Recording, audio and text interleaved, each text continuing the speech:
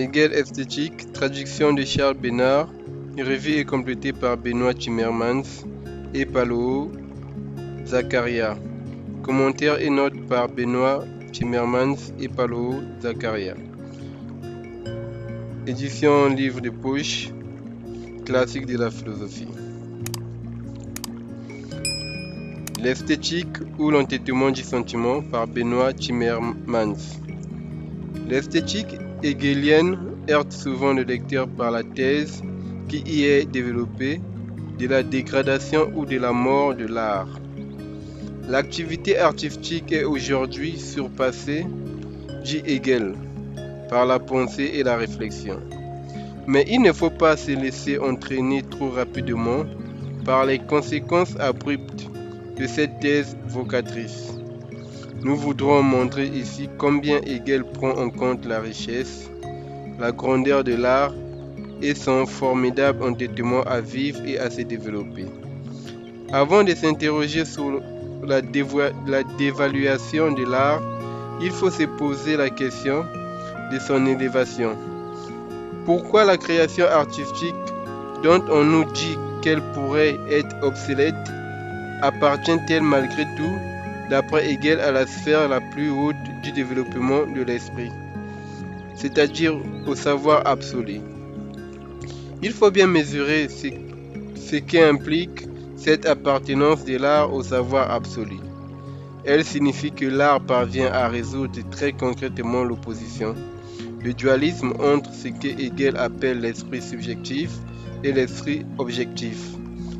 C'est-à-dire que l'art parvient en définitive à dépasser de la meilleure façon qui soit le conflit entre l'idée et la nature. Mais comment l'art peut-il réaliser une telle synthèse? Ce n'est qu'après avoir répondu à cette première question, en parenthèse, l'ambition de l'art résoudre le dualisme, que l'on sera amené en deuxième lieu à se demander pourquoi l'art incarne chez Hegel que le premier moment du développement de l'esprit absolu, mais non le deuxième, entre parenthèses la religion, ou le troisième, entre parenthèses le concept. À quelle nouvelle différence, à quel nouveau contenu nous ouvre-t-il sans nous les révéler? 2. Entre parenthèses 2, le travail de l'artiste, maintenir la différence. Alors, dans un troisième temps, la fin de l'art dont on fait tant de cas pourrait apparaître non seulement comme son insuffisance ou sa relativité, mais aussi peut-être comme sa finalité. Il se pourrait que pour être pleinement libre, l'art doive faire le deuil de certaines idéalités, admettre sa servitude à l'égard des déterminations extérieures, accepter sa dépendance vis-à-vis de ce que Hegel appelle la prose du monde. Entre parenthèses 3, fin de l'art, la prose du monde. Ce thème revient concrètement dans l'esthétique. L'art ne peut se contenter d'un projet rêvé, d'une énergie créatrice vague et indéterminée. Il y a en réalité dans la création artistique comme une ambivalence, une oscillation entre la précision et l'indétermination. On est en prise directe avec un objet précis, mais on ne veut pas en faire un usage précis.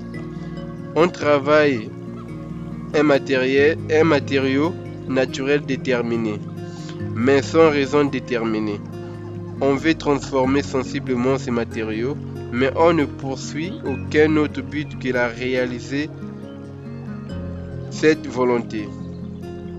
Hegel donne un nom à cette forme de volonté très particulière, d'un côté bien déterminée, puisqu'elle tient ferme et s'agrippe à un matériau singulier, mais de l'autre côté, purement formelle, parce que n'ayant pas d'autre objet qu'elle-même, il appelle cela de l'entêtement hégésien.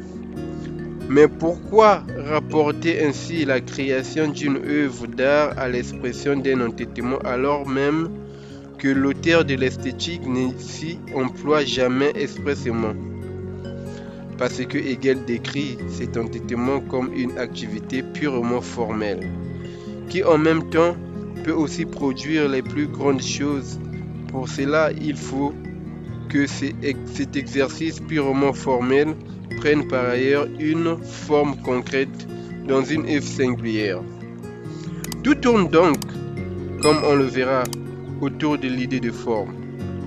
Autrement dit, la forme artistique ne pourra se développer et s'affirmer dans toute sa puissance synthétique que si elle réitère jusqu'à l'entêtement un même mouvement dialectique. Ce mouvement dialectique qui est opposé dans les 3 premiers points de cette introduction trouvera en 4e lieu une illustration concrète, une forme condensée afin de mettre en relief l'actualité de l'esthétique. Nous tenterons en effet de marquer au travers du commentaire hegelien une œuvre isolée. En parenthèse 4, la Madone de Saint Jérôme. Que tous les moments de l'histoire de l'art selon Hegel, toutes les formes d'art particulières qui s'y succèdent, se retrouvent en chaque œuvre singulière, se reproduisent en chaque artiste, confluent en chacune de ses créations. 1. L'ambition de l'art, résoudre le dualisme. Le contenu de la forme.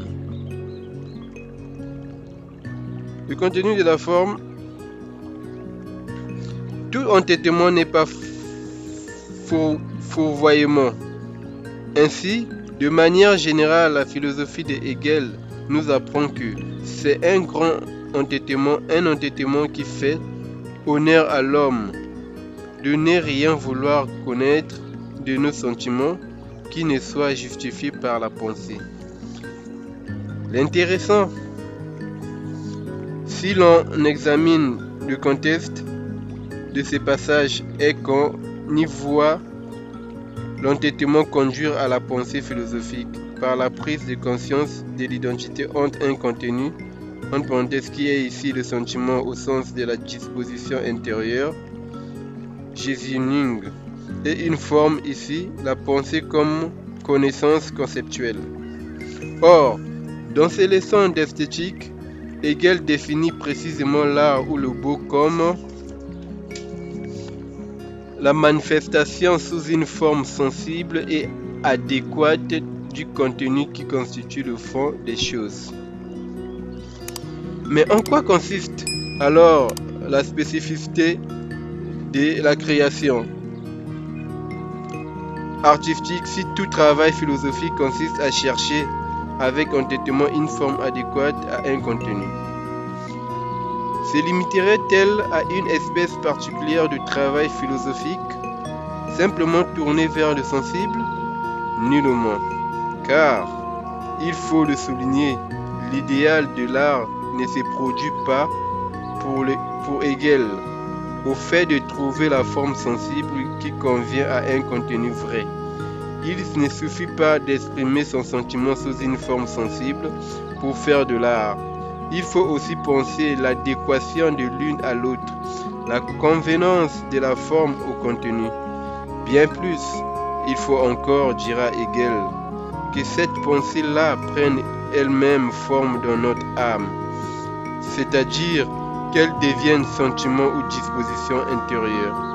Autrement dit, il ne s'agit plus de ne rien vouloir reconnaître de nos sentiments qui ne soient justifiés par la pensée, mais de ne rien vouloir reconnaître de nos pensées que nous ne transformions en sentiments. Il y a donc un redoublement de la mise en forme. Celle-ci ne s'applique pas seulement au contenu, mais aussi au rapport adéquat de la forme au contenu, ou à la pensée de ces rapports, de sorte que l'art manifeste bien un nouvel entêtement. Il n'est pas seulement un entêtement purement formel, c'est-à-dire sans raison déterminée ou sans autre objet que lui-même. Il est aussi l'entêtement de la forme pure à se manifester, à exprimer de manière palpable un contenu, une pensée. Cette importance de la forme dans l'art peut apparaître comme une exigence abstraite. Il faut pourtant la souligner si l'on veut comprendre ces passages fameux de la phénoménologie de l'esprit. L'art absolu dans lequel l'esprit se produit comme objet est le côté de la forme pure. Ainsi,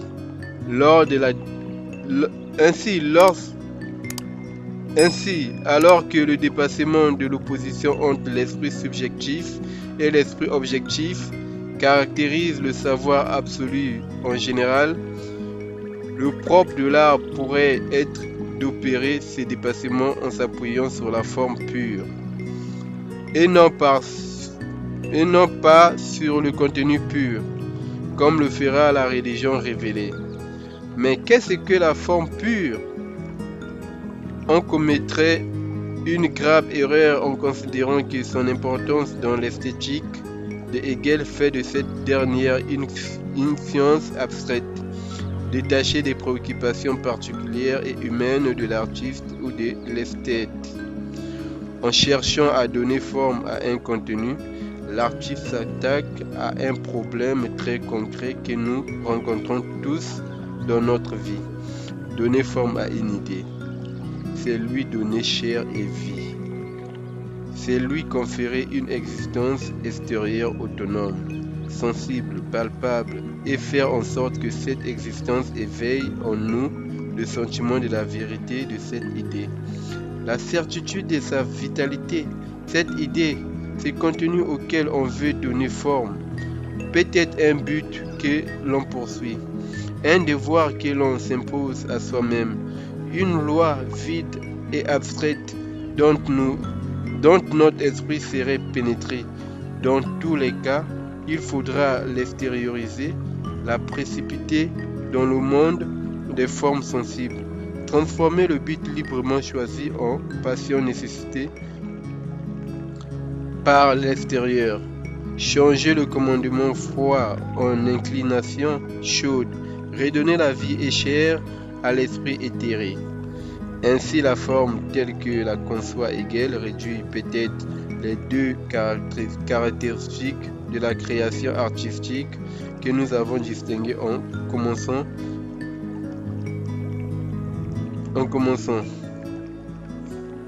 Elle est à la fois très précise, très concrète, ancrée dans le sensible, mais en même temps, elle tend à s'autonomiser,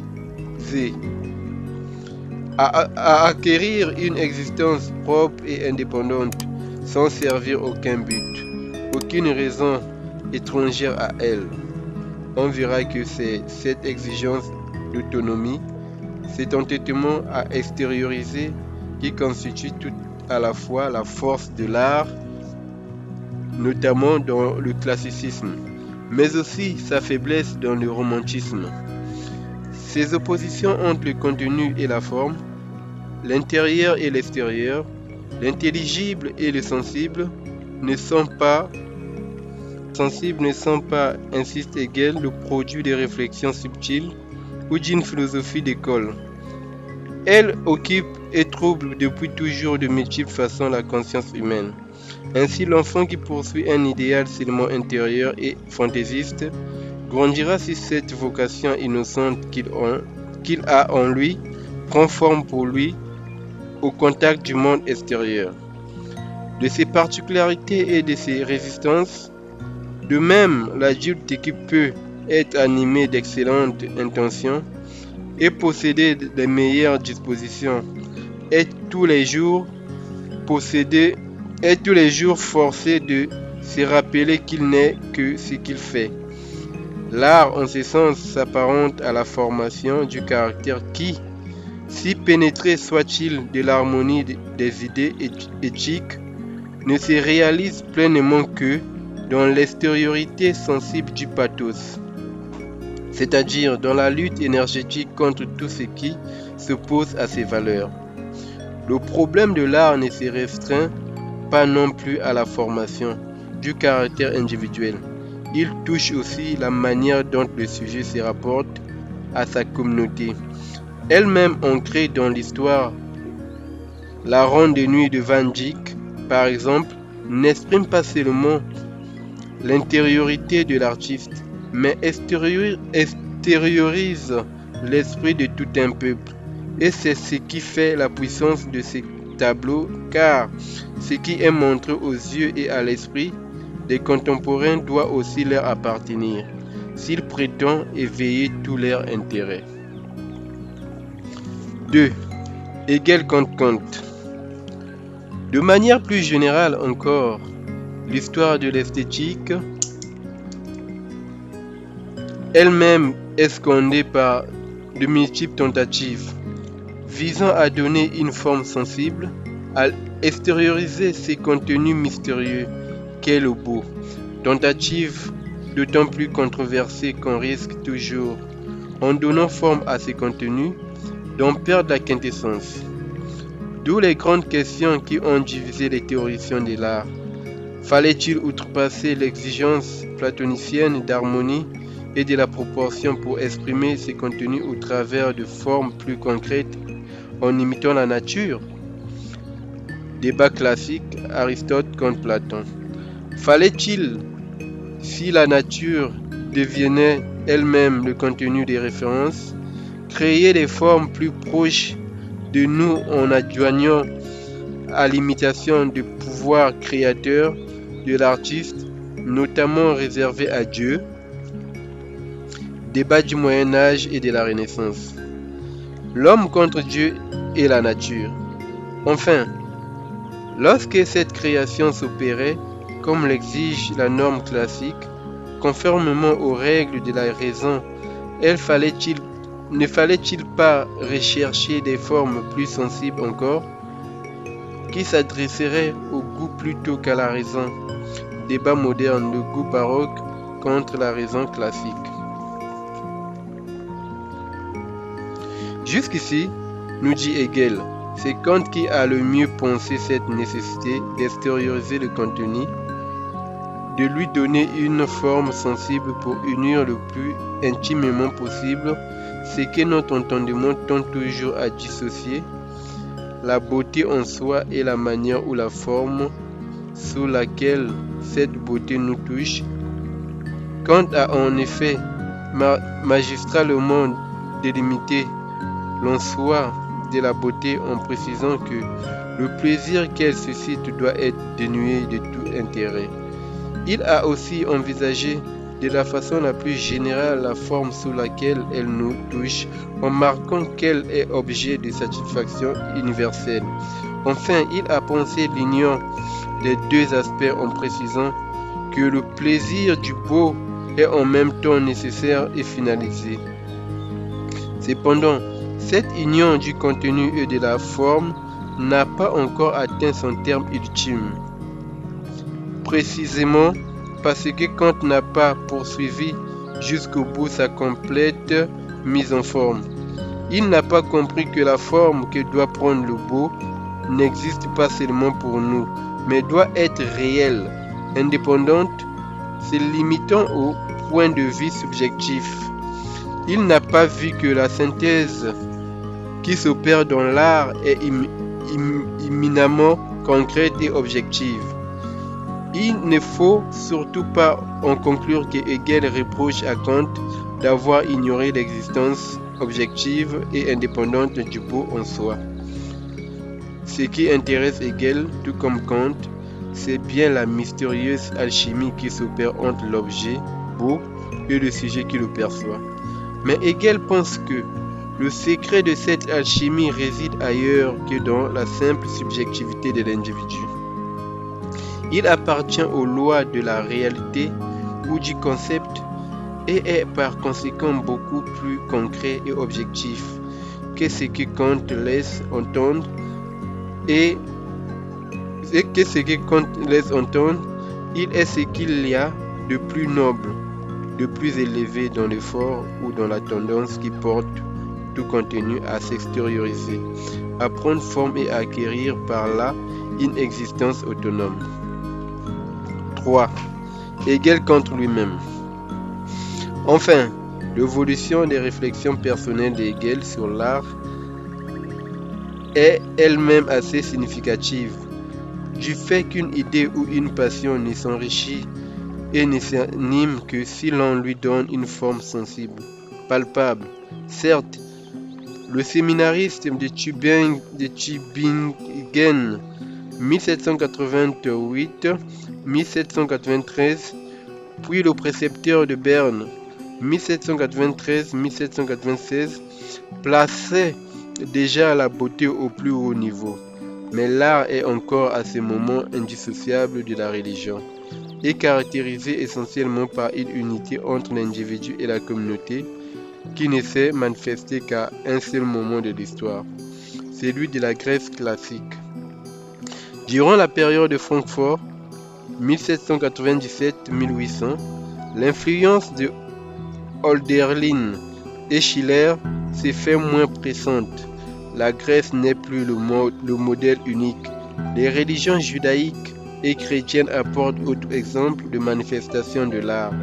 La beauté se cache et se cherche dans le judaïsme, parce que l'esprit dominant entièrement la nature et le sensible interdit toute rencontre sensuelle. Elle se trouve en revanche dans le christianisme, mais sous un mode purement spirituel. Car l'incarnation du divin, loin d'être un phénomène beau en soi, est le signe spirituel que la subjectivité peut réconcilier par la puissance de l'amour, la loi et le sentiment. Derrière les religions judaïques, grecques et chrétiennes se dessinent déjà les trois formes génériques de l'art, symbolique, classique et romantique. Il faut en fait attendre la période d'Iéna 1801-1807 qui prépare la phénoménologie de l'esprit pour que l'art commence à s'émanciper réellement de la religion par le rôle qu'il jouera dans l'accession au savoir absolu. L'art possède la religion. Il n'a donc pas pour fin spécifique de réconcilier l'humain et le divin, mais d'opérer une réunion beaucoup plus formelle et générale entre l'intérieur et l'extérieur, le contenu et la forme, le sujet et l'objet. L'importance logique et spirituelle d'une telle unification ne peut échapper à lui qui écrit durant les années passées à Nuremberg 1808-1816 sa philosophie de la logique. Mais ce sont surtout le séjour à Heidelberg 1817-1818, puis les cours d'esthétique dispensés principalement à Berlin 1821-1829 et les voyages aux Pays-Bas, en Autriche et en France qui achèvent d'extérioriser, de réaliser sensiblement ce qui jusque-là demeurait encore une passion quelque peu abstraite. C'est l'époque où Hegel conseille à ses amis de rejeter une bonne fois tout le fatras scientifique. On se sent ensuite plus frais et dispo. Multipliant les voyages et s'enthousiasme devant une descente de croix à Aix-la-Chapelle. Quel charme, quelle beauté se perd dans la cathédrale de la Cologne, comme dans une forêt spirituelle pleine d'art. Ces merveilles de la galerie impériale à Vienne, quelle richesse, quel trésor! Et reconnaît dès la première fois dans une statuette de Goethe l'esprit entièrement absorbé dans la forme sensible. Mais encore une fois, si le problème esthétique infiltre des domaines aussi épars que l'éducation de l'enfant, la formation d'un caractère, le rapport d'un individu à sa communauté, la position de Hegel vis-à-vis de Kant, ou la mise en forme de ses propres réflexions, où réside la spécificité de l'art? En quoi le rôle central joué par la forme détache-t-il l'art des autres moments du développement de l'esprit? Nous avons parlé jusqu'ici de l'importance de la forme, mais pas encore de la forme pure ou infinie. Déjà dans la logique, puis dans la philosophie de l'esprit subjectif, la forme jouait un rôle essentiel. Elle est une détermination précise qui anime et vivifie un contenu en luttant activement contre son caractère abstrait, indéterminé ou nocturne. Or, ce que la logique a fait pour le contenu en donnant forme à l'idée pure, ce que la philosophie et l'esprit a fait pour la nature et les déterminations inférieures de l'esprit, l'art le fera pour un contenu plus élevé encore, le concept lui-même. L'art anime et vivifie la ténébreuse aridité du concept. En tant que forme infinie, il manifeste le concept dans sa corporéité. Rappelons encore une fois que cette forme pure ou infinie n'a rien d'abstrait ou de figé. On reproche souvent à l'esthétique hegelienne d'enfermer l'histoire de l'art dans une succession de formes rigides, symboliques, classiques, romantiques, et pour tout dire inadaptées à l'infinie complexité de cette histoire. Mais c'est oublier que la forme selon Hegel est tout sauf un cadre pétrifiant. Au contraire, elle est ce par quoi un contenu vient à la vie, prend chair et se tourne vers l'extérieur. Lorsque ce contenu atteint la profondeur et la richesse du concept, c'est-à-dire lorsqu'il ne se réduit pas à une pensée, un objet, un sentiment, mais intègre leur opposition mutuelle, alors seul l'art se révèle capable d'exprimer sensiblement une telle richesse. L'esthétique n'est donc pas une histoire de l'art. Elle a certes une dimension historique et universelle, mais son objet principal est de montrer, par la dialectique des formes qu'elle met en œuvre, comment l'artiste, l'esthète et l'œuvre d'art s'extériorisent. Comment, tout à la fois, ils s'expriment leur intériorité propre et se portent en même temps à la rencontre de l'autre. Ce qu'il faut bien voir, c'est que l'on envisage le problème de l'art non pas à partir de l'extériorisation de la forme, mais sous le seul point de vue des contenus ou des idées qu'elle exprime. La spécificité et l'apport de l'art apparaissent beaucoup moins nettement. L'esthétique apparaît alors comme coincée dans le système de Hegel entre deux contenus, deux idées ou deux dispositions intérieures distinctes. C'est de la vie éthique, ultime développement de l'esprit objectif. Elle est intériorisation consciente de la volonté générale d'un peuple que l'art doit vivifier, et c'est de la vie religieuse, premier contenu du savoir absolu. Elle est l'amour spirituel du prochain, vers lequel l'art doit nous orienter. Or, l'esthétique ne réalise nullement l'unification de ces deux contenus ou la résolution de leur dualisme. L'art cherche quelque chose qui réaliserait l'unité des deux. C'est le moment symbolique. Il croit à un moment l'avoir atteint dans l'idéal classique de la sculpture, puis à nouveau insatisfait, il repart à sa recherche en regardant vers la spiritualité. C'est le moment romantique. Ainsi, contrairement à la religion, l'art ne nous révèle aucun contenu nouveau. Il est donc voué à l'échec, voire à la mort, au grand désarroi du lecteur ou des commentateurs.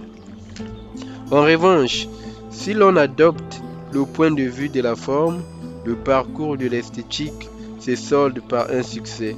Concrètement, au lieu de s'en tenir à l'attitude intellectuelle qui consiste à envisager un rapport d'adéquation entre deux termes ou deux contenus distincts, à la chercher, à le trouver, puis à le rechercher à nouveau, on passe à l'émotion artistique. Il ne s'agit plus alors d'enfermer telle ou telle étape de l'histoire de l'art dans un rapport particulier à un contenu donné, mais plutôt de montrer que chacune de ces étapes et même chaque artiste en chacune de ses œuvres passe et repasse par des moments divers, mais bien caractéristiques. Il ne s'agit plus donc de classer, de hiérarchiser l'histoire de l'art, mais d'ordonner et de différencier le vécu artistique. Ainsi, les trois moments distingués jusqu'à présent sous le point de vue du contenu prennent une toute autre allure si on les envisage du point de vue de la forme. L'art commence non plus par une recherche ou par une idée de distance, mais par éprouver l'absence de distance, l'indifférenciation dans les choses extérieures entre la pensée et la vie, le contenu et la forme, nos idées et nos sens. Puis au lieu de trouver ce qu'il cherchait et accéder ainsi à l'identité, l'artiste travaille au contraire en se guidant sur les choses extérieures, à en déterminer la forme sensible, à différencier cette forme du contenu, à lui donner une existence autonome et palpable. Sensible, en fait, ce travail accompli, on n'est pas des rechefs relancés vers une recherche, une nouvelle distance, mais on découvre véritablement quelque chose de neuf.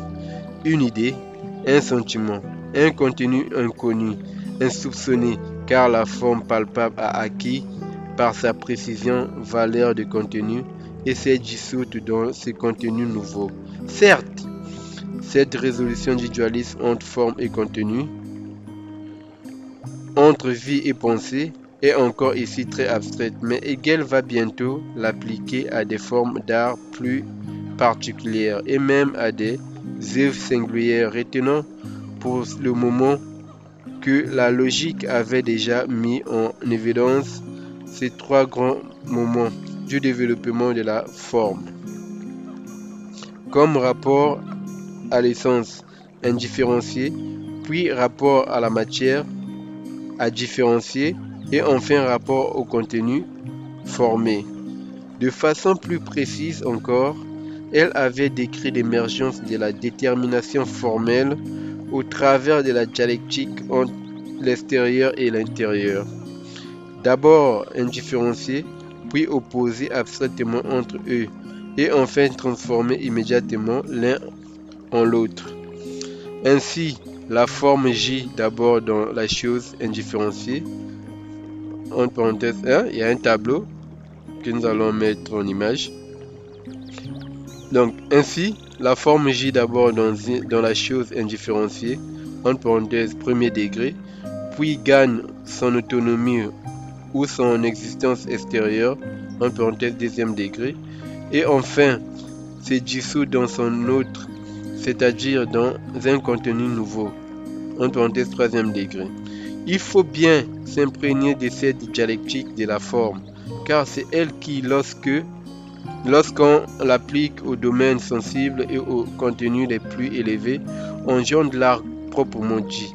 On va voir en effet, au travers du tableau ci-dessous, qui résume la structure de leçon d'esthétique, que cette dialectique se déploie et se répète comme un entraînement, comme un entêtement à quelque niveau que l'on se place. Première partie, idée du beau artistique. Nous avons d'abord l'idée,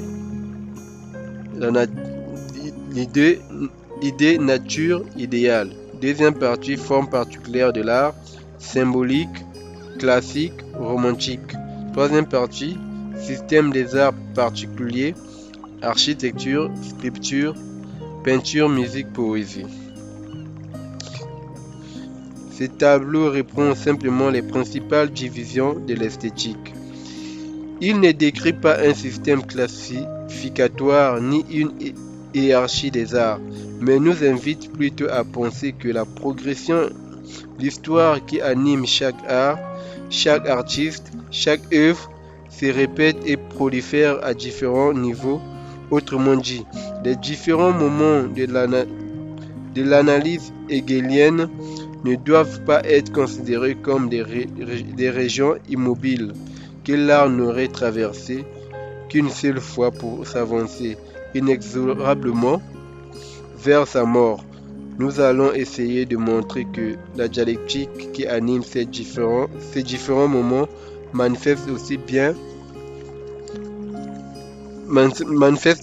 la vitalité de l'art, à condition que l'on envisage cette dialectique comme le développement de la forme vers la réalisation concrète et singulière. 4. Les trois parties de l'esthétique. La division des leçons d'esthétique en trois parties, l'idée du beau artistique, ses formes particulières, les arts particuliers, constituent l'illustration la plus générale de cette dialectique de la forme. En effet, contrairement à ce que l'on pourrait penser, la division de l'esthétique ne coïncide pas exactement avec la progression classique chez Hegel, du général au singulier, en passant par le particulier. Elle traduit plutôt le passage de l'idée du beau encore insuffisamment différenciée.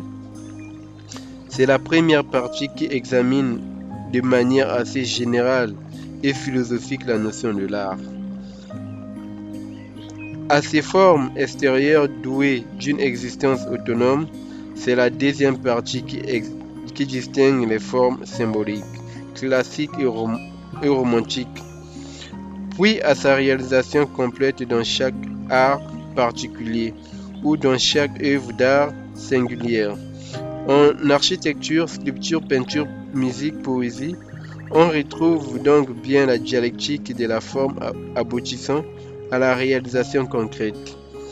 Il faut en effet attendre le dernier moment extrêmement concret des arts particuliers pour que l'art sorte de l'abstraction et se manifeste à nous tel qu'il est réellement, afin de dépouiller des déterminations formelles, générales et de la pensée universelle, et souvent véritablement à son propre contenu.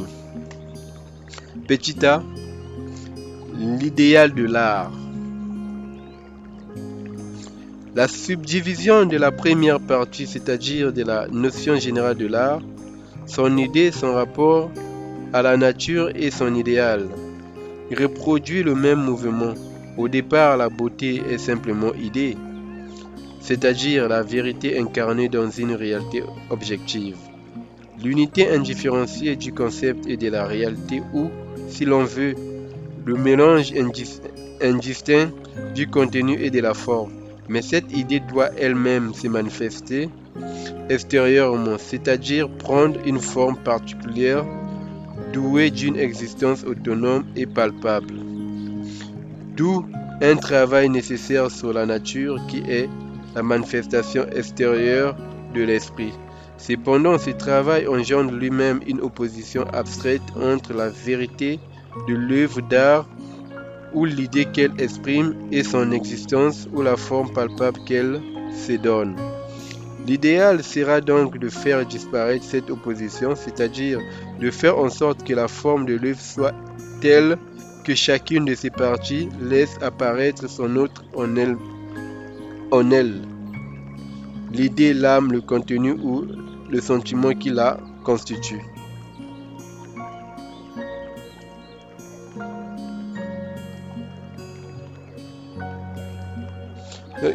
Qui la constitue. L'artiste ne peut donc se contenter de recueillir ça et là dans la nature des meilleures formes. Il ne peut pas non plus exiger une sorte de recette qui lui indiquerait les situations ou les dispositions d'âme propices à la création. L'œuvre d'art nous met en face de nous-mêmes, tout en nous incitant à sortir de nous-mêmes. Elle met à nu nos passions, nos dispositions naturelles, des situations dans lesquelles nous nous trouvons. Mais elle nous pousse aussi à l'action qui seule forme véritablement le caractère de l'artiste, comme d'ailleurs celui de l'esthète. Alors seulement, elle nous ouvre véritablement à ce qui est en soi-même humain et puissant, les vraies profondeurs de l'âme. mais il n'y a finalement peu à dire sur ce sujet, ajoute Hegel, car, rappelons-le, cette approche reste très générale, de sorte que l'art est loin encore de s'être réalisé concrètement. B. Les formes d'art particulières. La deuxième partie de l'esthétique, c'est-à-dire la succession des trois formes particulières de l'art, symbolisme, classicisme et romantisme, répète la même dialectique de la forme à un niveau déjà plus concret. Il est vrai que Hegel envisage surtout ici le passage d'une forme à l'autre, sous le point de vue du contenu ou de l'idée représentée. Mais on a déjà dit que ce point de vue ne permet pas vraiment de réconcilier la vie et la pensée et marque plutôt l'insuffisance de l'art. Ainsi, dans le symbolisme qui correspond par exemple aux pyramides d'Égypte, le contenu à exprimer est encore trop abstrait et indéterminé, de sorte qu'il cherche vainement sa forme adéquate dans l'art. Dans le classicisme, le contenu se saisit comme produit par l'esprit humain et croit par conséquent trouver la forme extérieure qui lui convient dans la sculpture de la figure humaine. Cependant, dans le romantisme, qui soulignons-le, ne se réduit pas à la période de la fin du XVIIIe et XIXe siècle, mais caractérise l'esprit chrétien. En général, le contenu ne se réfléchit plus comme esprit simplement humain, mais comme esprit absolu ou divin, et ne se trouve donc plus complètement réalisé dans les formes sensibles du monde extérieur. Au terme de ce parcours, l'art révèle donc toute son insuffisance si le contenu qu'il veut exprimer est l'esprit absolu ou divin. Il ne peut qu'échouer dans sa volonté de l'exprimer parfaitement et de manière sensible ou palpable. Voilà pour l'explication de cette tripartition sous le point de vue du contenu ou de l'idée. Mais parce que c'est une seule et même chose que de considérer le progrès de l'idée en soi et celui de la forme dans laquelle celle-ci se donne à elle-même l'existence. On est également autorisé à envisager ce processus du point de vue de l'entêtement de la forme à se réaliser. Alors, le développement de l'art ne conduit plus à mettre en évidence son insuffisance, mais contribue au contraire à souligner ce qui fait sa puissance. Au départ, la différence de la forme a émergé et à se perfectionner. Ne tient pas à sa différence par rapport au contenu, mais au contraire à l'unité abstraite ou à l'indifférenciation entre le contenu et la forme. C'est le stade symbolique où contenu et forme, signification et signe ne sont qu'une seule et même chose. Tout l'effort de l'art consiste alors à rompre cette imparfaite union, de façon à mettre en évidence d'un côté des contenus purifiés, de l'autre une forme ou un mode de représentation qui leur convienne vraiment.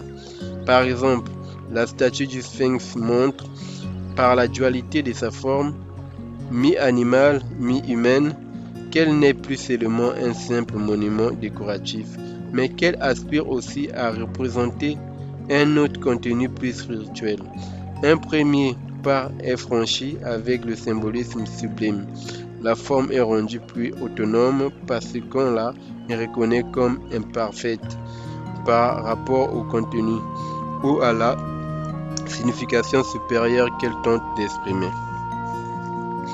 Mais c'est surtout le classicisme qui confère à la forme une existence extérieure particulière et indépendante. Le classicisme permet au contenu spirituel d'apparaître sous une forme sensible et corporelle tout à fait adéquate.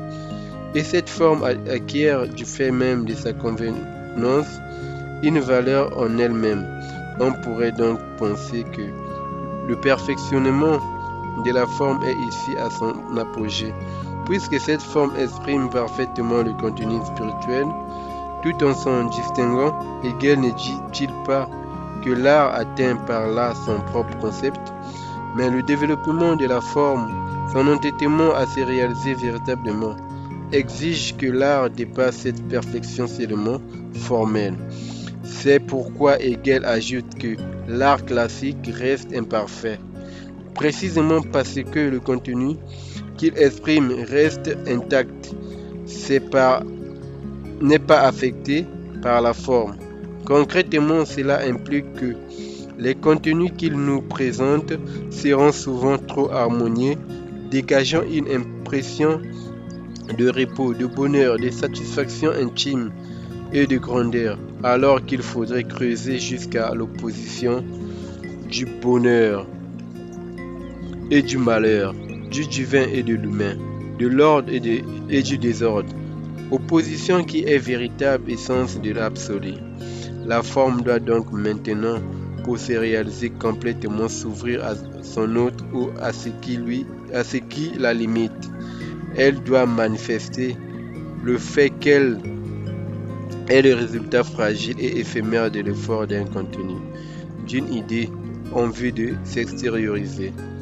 En conséquence, elle ne doit plus tenter d'offrir le meilleur à nos sens, mais chercher à exprimer au mieux l'intimité subjective, l'âme, le sentiment de l'artiste ou du divin. C'est pourquoi, dès l'avènement du christianisme, le romantisme succède au classicisme. Mais au-delà de cette succession historique, l'important est de voir que toute activité artistique ne cesse de répéter ces mêmes entêtements, à ne rien vouloir reconnaître de nos significations symboliques, que nous ne transformions classiquement en sentiments romantiques. C'est le système des arts particuliers.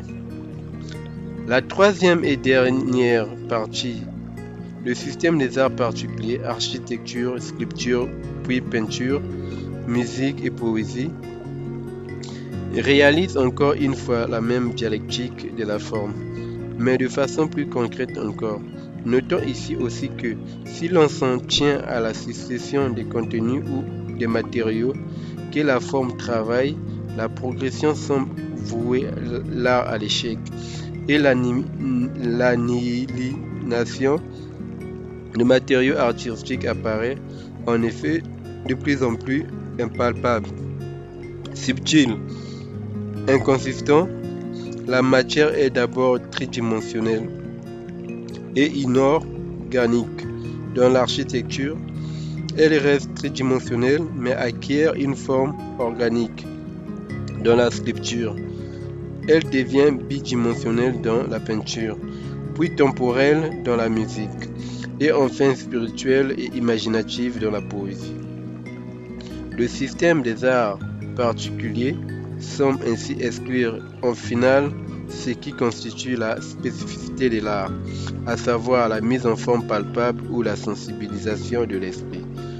En s'attachant à un matériau de plus en plus insignifiant, l'art s'annihile et s'effondre peu à peu dans la philosophie. Mais les choses apparaissent tout autrement si l'on observe le parcours de la forme. L'architecture.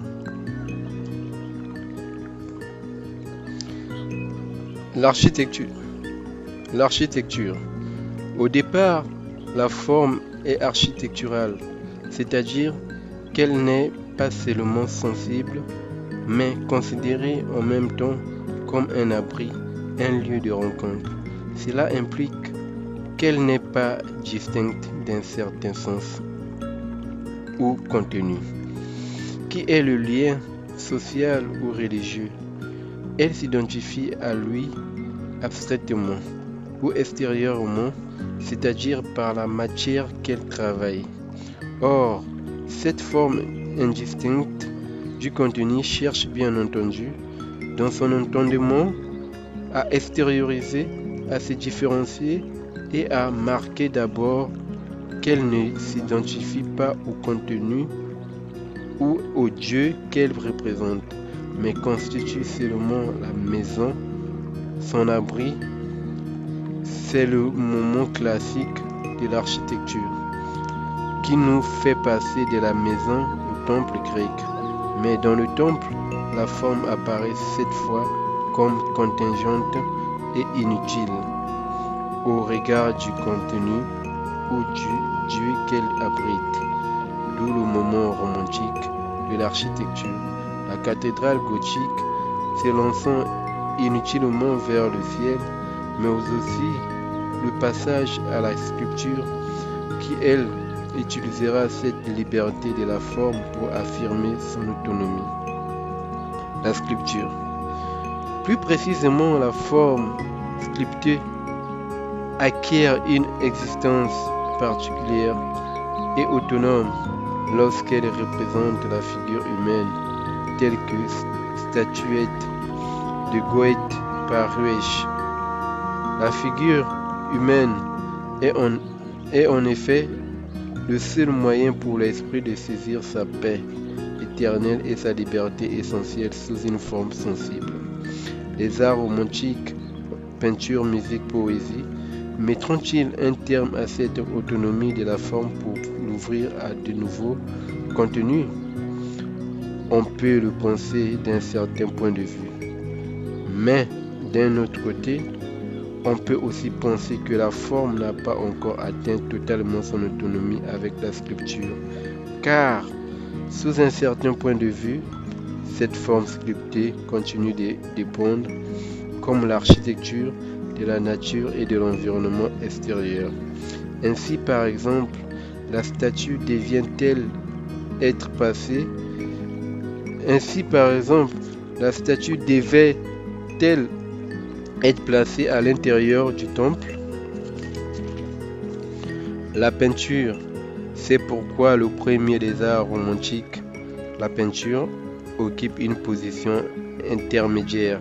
D'un côté, la forme continue de s'autonomiser dans le tableau. Contrairement à la forme sculptée, elle n'est plus tributaire de la matière solide et lourde. Elle se soutient presque entièrement de la seule lumière, tel que ce tableau du Corrège, fait d'ombre et de clarté. Mais d'un autre côté, les formes de la peinture sont beaucoup moins autonomes que celles de la sculpture, parce que, représentant surtout l'âme, elles ne sont là que pour le spectateur et non pour elles-mêmes. De ce point de vue, là où l'œuvre sculptée représentait le calme et l'indépendance, le tableau manifestera déjà les désordres, les heurts et les malheurs de la subjectivité dont se nourrit, par exemple, la peinture hollandaise. Autrement dit, la forme est à nouveau en train de s'ouvrir à son autre, le contenu. Comme elle l'a déjà fait dans les deux précédentes parties de l'esthétique, elle a compris que pour se réaliser complètement, elle ne devrait pas seulement demeurer là, autonome et ouverte à nos sens, mais qu'elle doit aussi exprimer un nouveau contenu.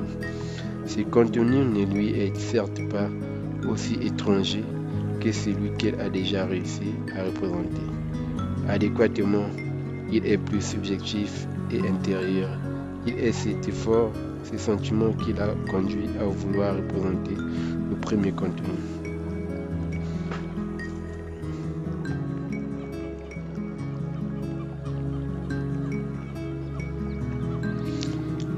La musique.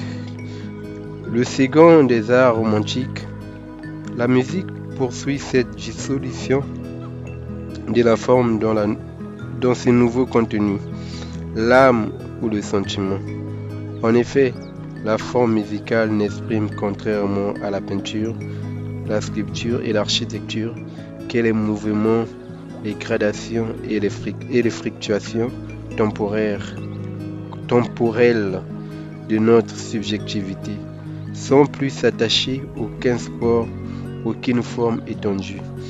Toutefois, ajoute Hegel, si la musique détruit la forme visible étendue, elle retient quelque chose qui la rattache encore aux arts figuratifs et qui rappelle qu'elle en possède, car elle doit se mouvoir au sein de la matière dont elle est la négation, à savoir dans le mouvement des sons.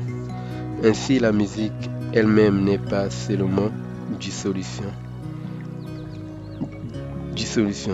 de la forme dans le contenu subjectif, mais aussi persistance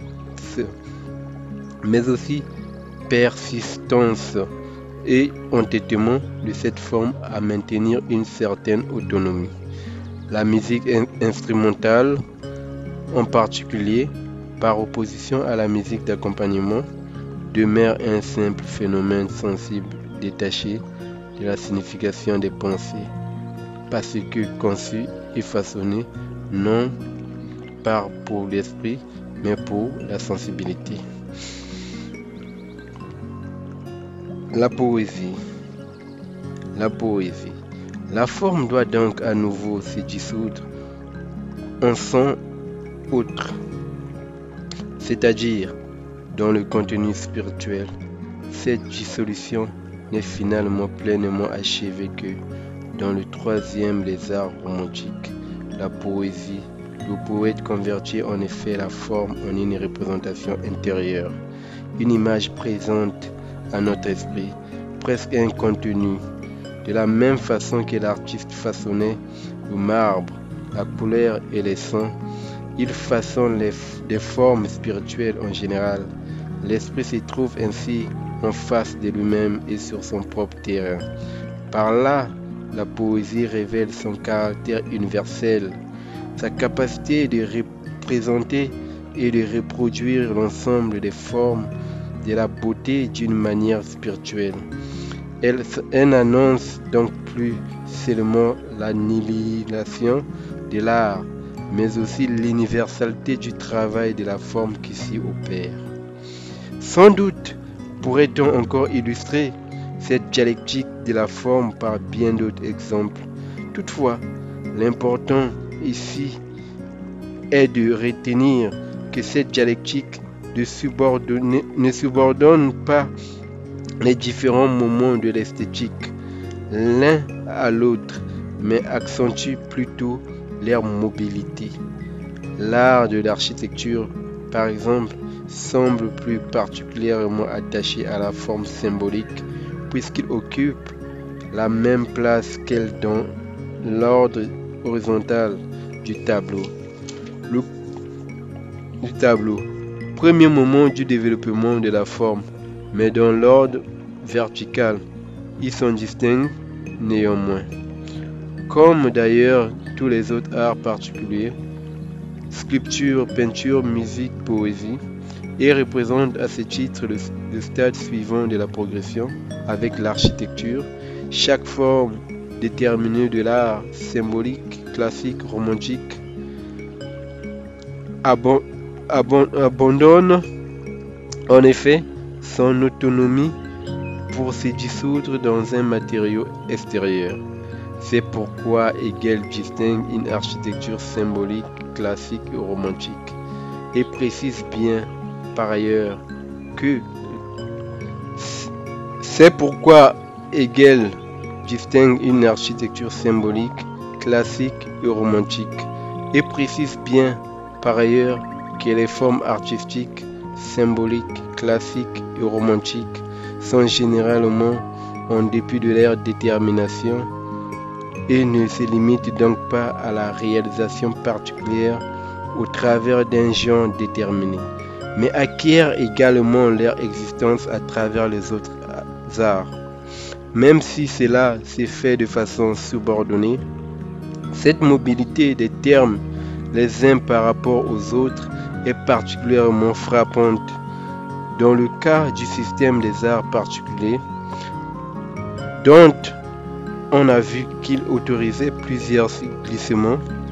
Ainsi, l'architecture peut attirer dans sa sphère non seulement la sculpture, ce qui déplace d'un écran la peinture, ce qui déplace d'un cran la peinture, mais aussi la peinture, ce qui déplace de 2 crans la musique, et accentue le statut dominant et terminal de la poésie. Concrètement, cela implique d'aucun des arts envisagés ci-dessus n'est nécessairement lié à une époque déterminée, pas plus qu'il n'est condamné à dépérir en d'autres temps. Chacun des arts est bien plutôt une fonction qui peut s'appliquer à une infinité de variables, c'est-à-dire à une infinité de moments, de tableaux ou d'œuvres. En cela, Hegel reste parfaitement fidèle à la ligne directrice qui est de privilégier la mise en forme. Chaque art particulier est une forme éminemment concrète et exprime au mieux, à un moment donné, l'état de développement de l'art en général. Mais cela ne signifie nullement que cet art particulier en constitue la seule forme possible, ni que la fonction d'expression qui le caractérise disparaisse par la suite. La résolution par l'art des dualismes entre la conscience et la vie, l'entêtement et la forme à convertir nos pensées ou nos inclinations abstraites en sentiments, ne suit donc pas un ordre rigoureusement déterminé par avance. L'art ou le beau n'est pas le vrai, ni le rétablissement mesuré d'un équilibre ou d'une adéquation entre un contenu et une forme prédéterminée, mais la tentative réitérée centrée sur la forme, c'est-à-dire sur le passage aux déterminations sensibles et à l'existence d'incarner le vrai, de lui donner vie. Fin du grand 1. Prochainement, nous verrons le grand 2, le travail de l'artiste, maintenir la différence. Merci d'avoir suivi cet extrait audio de l'ouvrage esthétique d'Hegel, tome 1. Et si la philosophie vous intéresse, n'hésitez pas de vous abonner à la chaîne. Comme annoncé, nous allons partager les lectures, les ouvrages et l'architecture. En gros, on ne peut pas faire de l'architecture sans avoir cette prétention de la recherche incessante de la connaissance. La lecture, les ouvrages, la philosophie, c'est le monde des idées. Et en tant qu'architecte, vous devez vous former en philosophie, faire un peu de la philosophie. C'est très important parce que la philosophie développe les concepts et qui vous permet de mieux comprendre certaines choses. Et comme le disait Sénèque, philosopher, c'est apprendre à vivre. Et moi, je pourrais paraphraser en disant que faire la philosophie, c'est mieux concevoir, mieux comprendre l'homme, ou mieux comprendre ce que l'on fait, mieux comprendre l'architecture. Parce que tout est d'abord conceptuel, tout part de l'idée. Et les idées, quoi de mieux que la philosophie pour les développer, pour les nourrir et pour les comprendre. D'où je reviens encore sur la citation de Sénèque: philosopher, c'est apprendre à vivre. C'est en philosophant qu'on comprend l'humanité, on comprend l'humain, qu'on comprend le monde, qu'on comprend la matière, qu'on comprend tant de choses. Donc philosophons, apprenons à vivre. Merci, c'était Dieuveil Mabika Djeri, architecte diplômé de l'école de l'architecture et de l'urbanisme de Lomé, dans l'école des métiers de l'architecture et de l'urbanisme de Lomé, et membre de l'ordre des architectes du Congo, résident à Dakar où j'ai évolué professionnellement. Merci et bien des choses à vous et à très bientôt pour la suite. Le travail de l'artiste, maintenir la différence. Merci.